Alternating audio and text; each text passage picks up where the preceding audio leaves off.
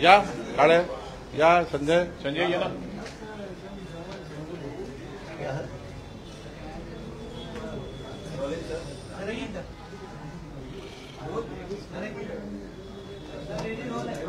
Sir, महसूल कर्मचाऱ्यांना एक मोठा प्रस्ताव असणार आहे.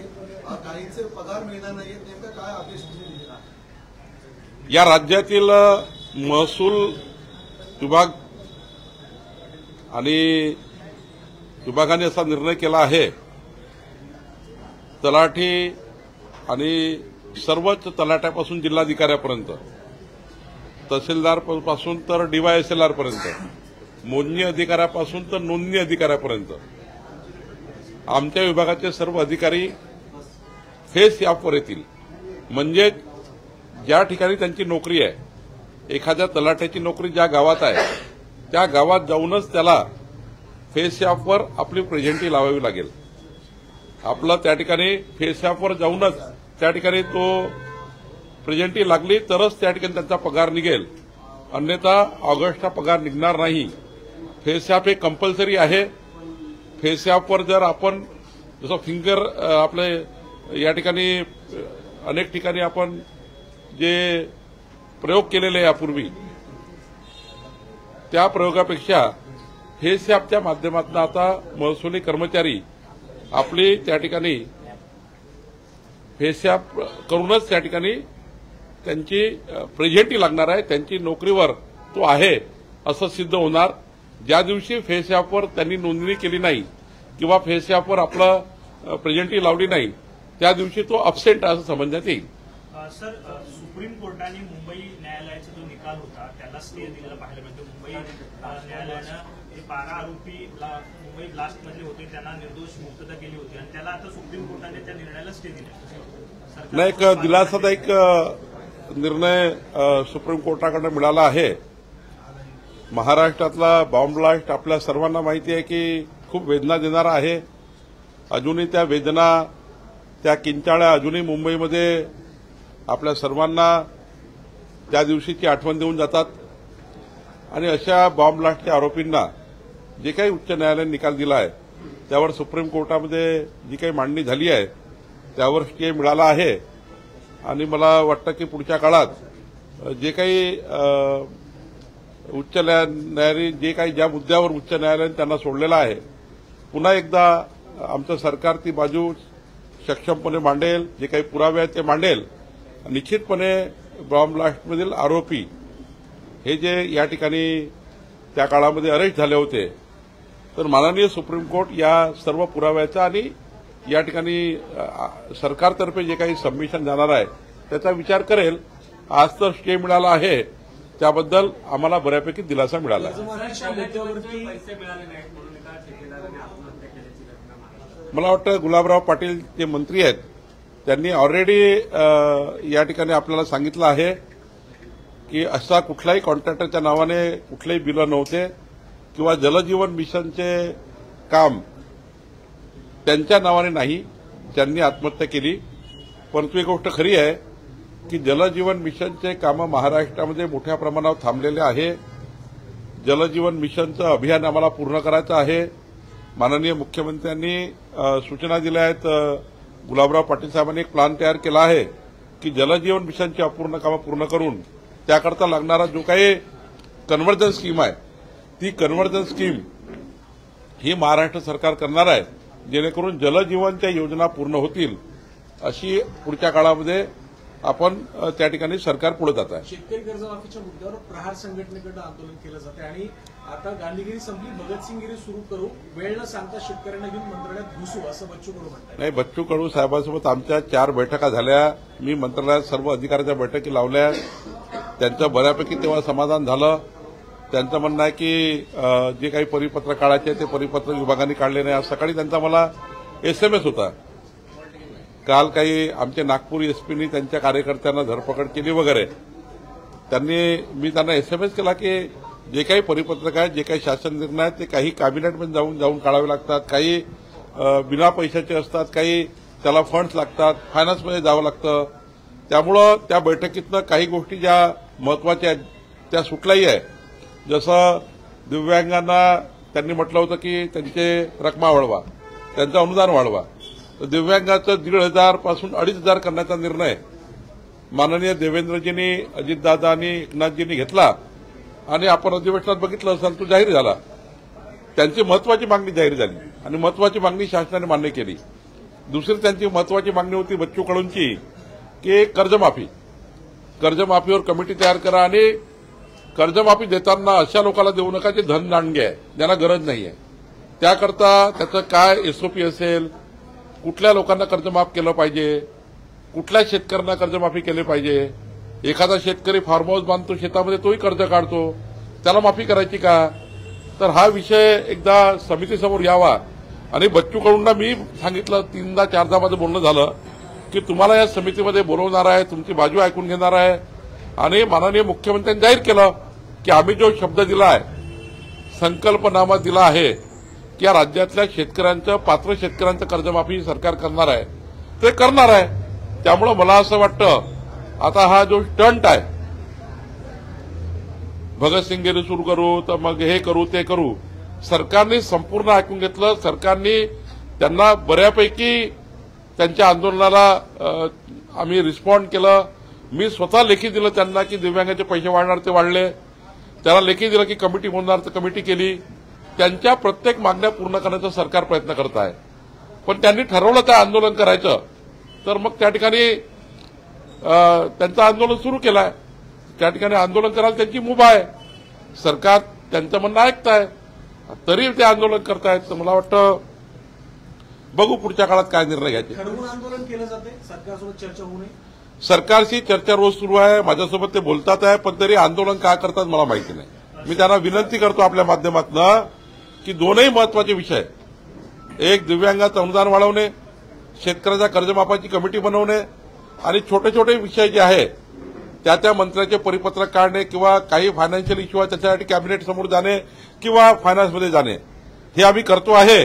त्यांना आजही विनंती आहे माझी, कुठलेही आंदोलन करू नका. पाण्या पावसाच्या दिवसात सरकार तुमचं म्हणणं ऐकायला तयार आहे, ऐकताय आणि बऱ्यापैकी निर्णय करताय.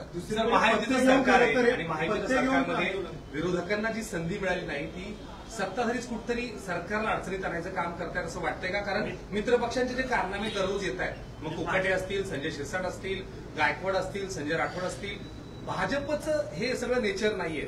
काय वाटतं मित्रपक्षांमुळे आणि काही या संदर्भातली कारवाईला काही हालचाली होत आहेत कुठेतरी कारण भाजप टेन्शन सगळा चेहरा जो आहे मुख्यमंत्र्यांचा आहे, त्यांच्या प्रतिमेला कुठेतरी याचा सगळा डेंट जातोय. सरकार म्हणून, मंत्रिमंडळात मंत्री म्हणून कुणाला मंत्री बनवावं, कुणाला नाही बनवावं हा अधिकार त्यांच्या पक्षाचा आहे.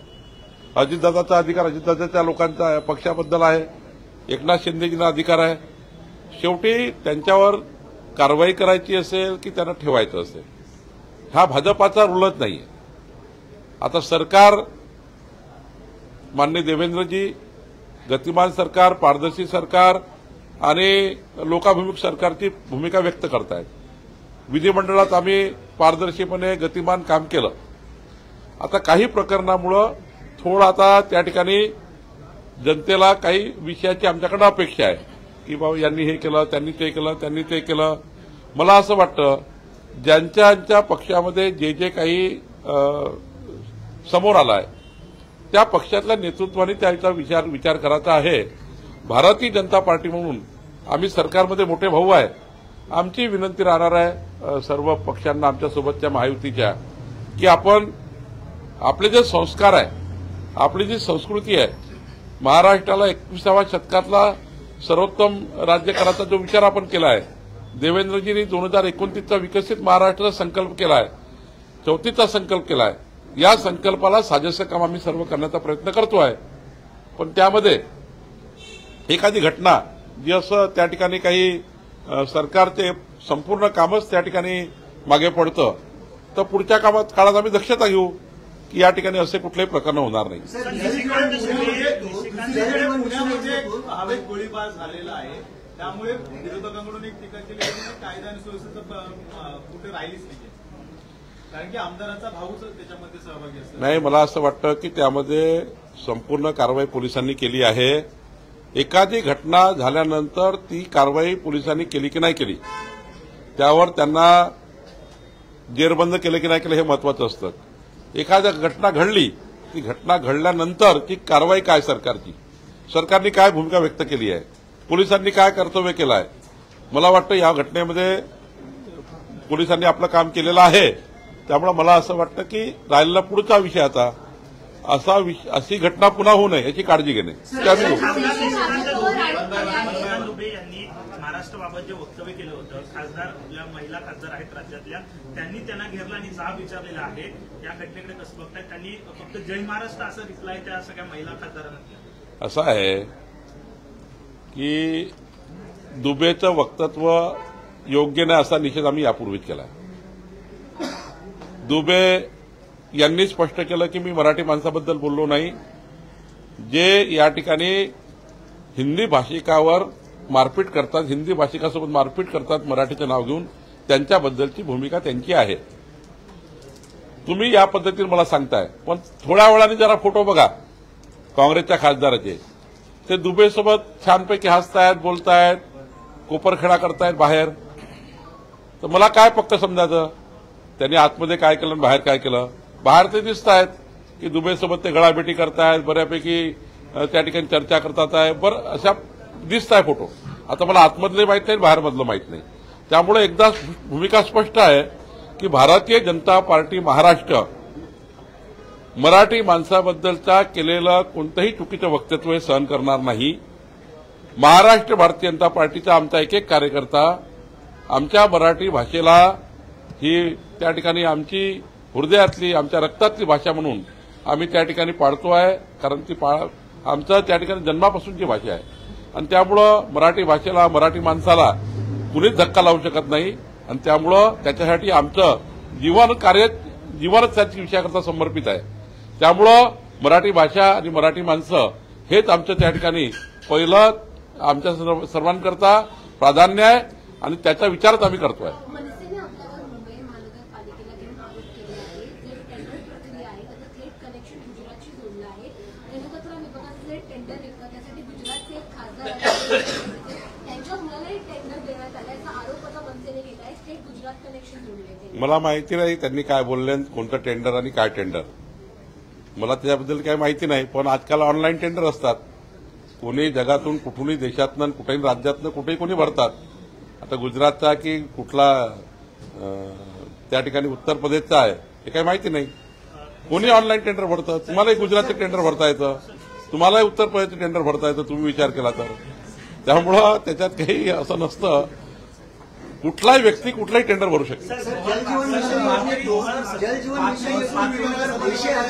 पाथरी नगर परिषदेतल्या संदर्भामध्ये आजच्या बैठकीत एक महत्वाचा निर्णय झाल्याची माहिती समोर येते. नेमका काय निर्णय आहे की इतर राज्यांशी महसूल विभागाला कशा प्रकारे जोडलं जाऊ शकतं आणि यात केंद्र कशा प्रकारे मदत करू शकतं? नाही, आम्ही एक प्रस्ताव माननीय शिवेंद्रराजे भोसले जे आमचे पीडब्ल्यूडी मिनिस्टर आहे त्यांनी आणि मी चर्चा केली आहे की विदर्भातनं या ठिकाणी विदर्भामधला अमरावतीचा एक रस्ता असा आहे, यवतमाळ अमरावतीपासून तर त्या ठिकाणी खंडवापर्यंत, बऱ्हाणपूर खंडवा, एमपी आणि महाराष्ट्र यवतमाळ जोडू शकतो.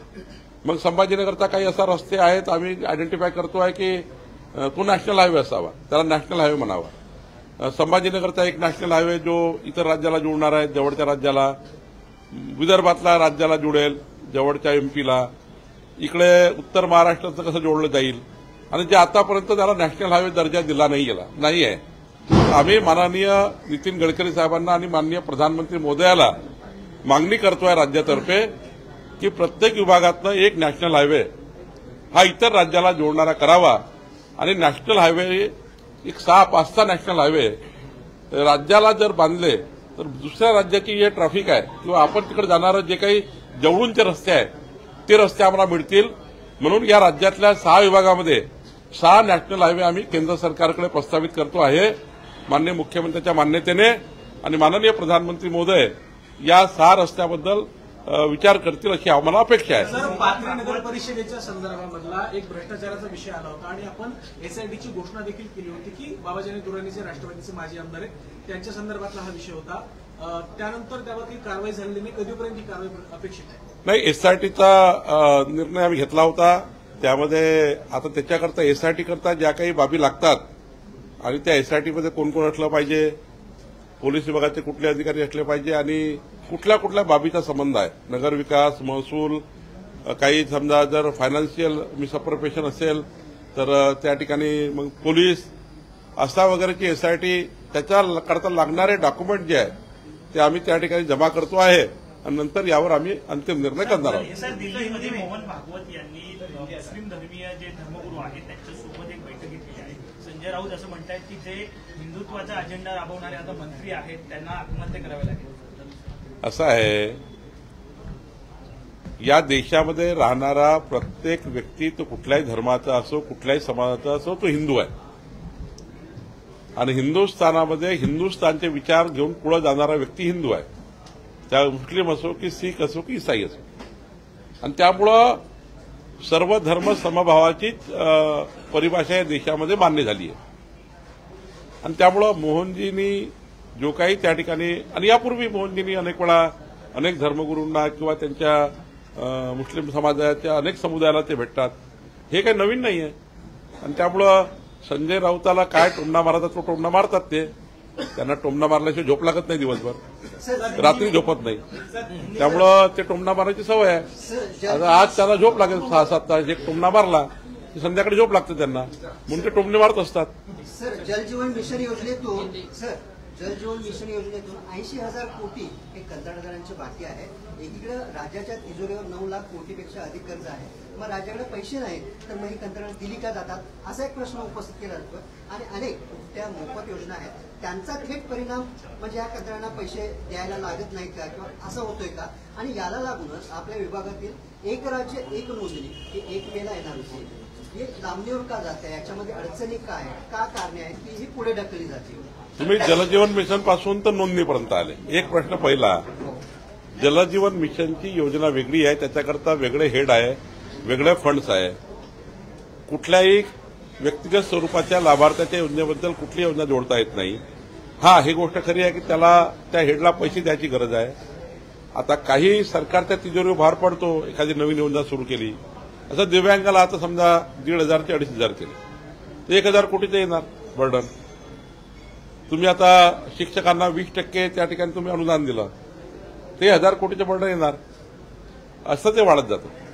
त्यामुळे जलजीवन मिशनच्या एकूण राहिलेल्या कामाला पैसे देणे ही सरकारची जबाबदारी आहे, प्राधान्य ते सरकार करता आहे. राहिला आपण दुसरा प्रश्न मला विचारला की 1 स्टेट 1 रजिस्ट्रेशन, आम्ही आता 1 डिस्ट्रिक्ट 1 रजिस्ट्रेशन केलं आहे, सक्सेसफुली केलं आहे.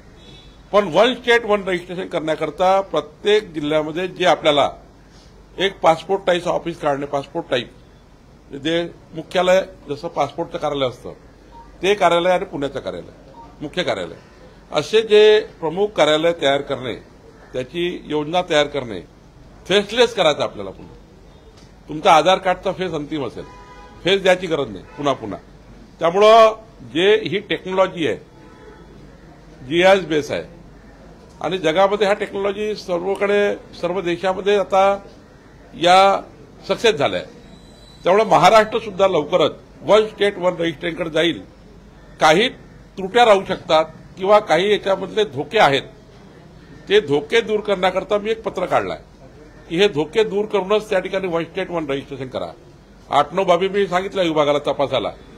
त्यामुळे कुठल्याही माणसाची लुबाडूक होणार नाही किंवा कुणाचं रजिस्ट्रेशन कोणी करणार नाही. तसं 100% सिक्युरिटी आहे. 100 तसं आता 1 डिस्ट्रिक्ट 1 रजिस्ट्रेशन आता पुणे जिल्ह्यातल्या कुठल्याही कार्यालयातलं कुठली नोंदणी होतं, सक्सेस झालं. जवळपास 70,000 डॉक्युमेंट झाले, 70,000. तर मला असं वाटतं 1 स्टेट 1 रजिस्ट्रेशन हे आम्ही अत्यंत टेक्निकली सर्व त्या ठिकाणी बाबी पूर्ण करून महाराष्ट्राला देणार आहोत. 79,000 कोटींची थकबाकी असल्याचं कंत्राटदार संघटनेचं म्हणणं आहे. उद्या ते सर्व जिल्हाधिकाऱ्यांना स्मरणपत्र देणार आहे, तर नंतर काम बंद आंदोलनाचा इशारा करणार. जलजीवन मिशनमध्ये खरं आहे की कंत्राटदाराची थकबाकी आहे, बाकी योजना पूर्ण करायच्या आहे. ग्रामपंचायतमधल्या योजना थांबलेल्या आहेत.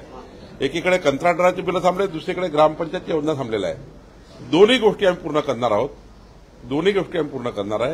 एकीकडे कंत्राटदाराला पैसे द्यायचे आणि योजनाही पूर्ण करायच्या. त्यामुळं लवकरच माननीय मुख्यमंत्र्यांनी जे मागच्या अधिवेशन काळातील मंत्रिमंडळाच्या बैठकीत चर्चा केली होती त्याचा लवकरात लवकर पाणीपुरवठा विभागाने हे कॅबिनेट समोर आणा किंवा मुख्यमंत्र्यांकडे प्रेझेंटेशन करा, मला वाटतं ते होईल.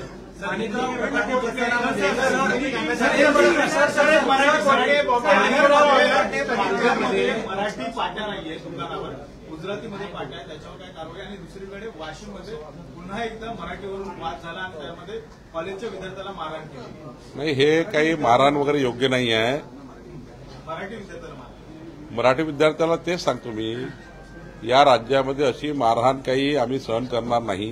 पोलीस कारवाई करतील, पण हे जरा कुठल्याही पद्धतीने हे जे धार्मिक सामाजिक किंवा पाट्यावरनं वाद हे निर्माण होऊ नये याकरता नक्कीच त्या ठिकाणी दोन्ही घटनांमध्ये माननीय देवेंद्रजी लक्ष टाकणार आहेत, मी लक्ष टाकेलच. पण जे काही असं अयोग्य होत आहे ते थांबवण्याचा प्रयत्न आम्ही करू.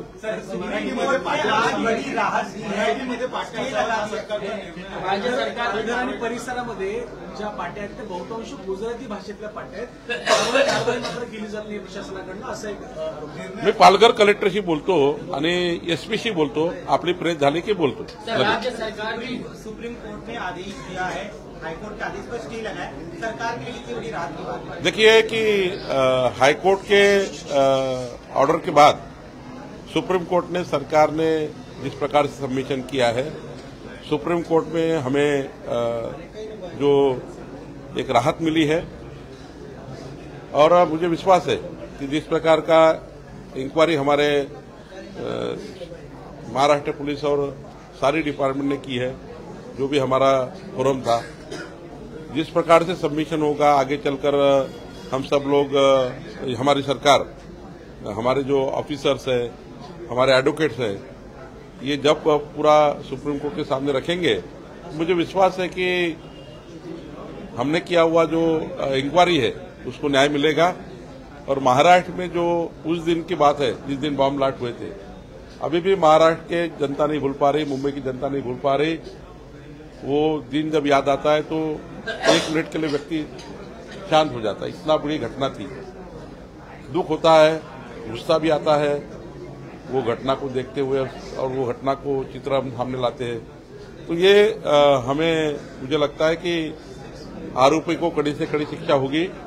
हमारी सरकार पूरी तरह से सुप्रीम कोर्ट में सारी चीजें रखेंगे, कोर्ट वकील जो हमारे हैं वो रखेंगे, और मुझे लगता है कि हम इसमें हमें बड़ी राहत मिलेगी. सर, इसी को जोड़ते हुए ये सवाल है, असदुद्दीन ओवैसी ने कहा है कि अगर सरकार धर्म देखकर अपील करती है तो ये टेररिज्म से खात्मा नहीं है, उसको कॉम्प्रोमाइज करने वाली बात है. धर्म देखकर अपील की जाती है, ये असदुद्दीन ओवैसी का आरोप है.